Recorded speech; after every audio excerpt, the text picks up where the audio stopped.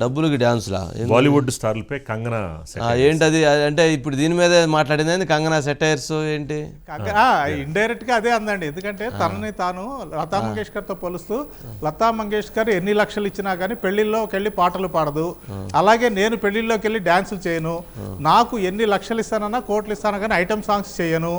కానీ ఈ రోజున కొందరు స్టార్స్ డబ్బులకి ఆశపడి ఎక్కడ పడితే అక్కడికి వెళుతున్నారు, అక్కడ డాన్సులు చేస్తున్నారు అంటూ ఇండైరెక్ట్ గా ఎప్పుడు మనం అనుకుంటాం కదా బాలీవుడ్ ఫైర్ బ్రాండ్ ఆవిడ ఇండైరెక్ట్ గా దీన్ని ఉద్దేశించి అన్నదే అని చెప్పేసి అయితే మాత్రం బాగా ప్రచారం జరుగుతుందండి.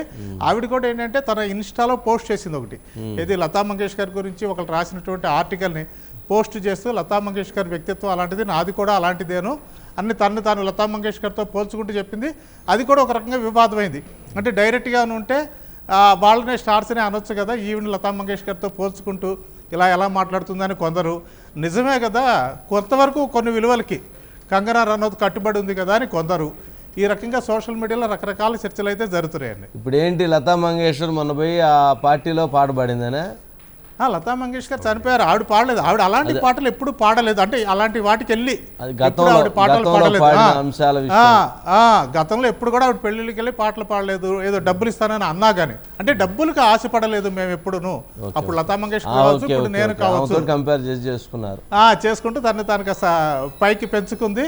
ఇండైరెక్ట్ గా ఏదైతే అంతేనండి, అక్కడికి వెళ్ళి డాన్సులు చేసిన వాళ్ళందరినీ కూడా ఇండైరెక్ట్ గా బ్లేమ్ చేసిందండి. అంటే వ్యక్తిత్వం అనేది కేవలం డబ్బులు సంపాదించడంలో ఉండదు, ఆర్థిక పరంగా నాకు ఇబ్బందులు వచ్చినా కానీ నేను ఎప్పుడు కూడా ఐటమ్ సాంగ్స్ చేయడానికి నేను సిద్ధపడలేదు.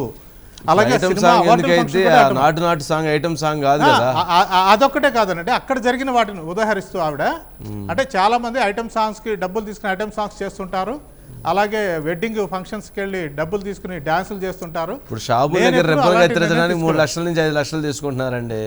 అంతేనండి విపరీతంగా 50,000 నుంచి 2 లక్షలు అసలు లక్షలేనండి, లక్షల్లో తీసుకుంటున్నారు. సరేనండి ఓం గారు.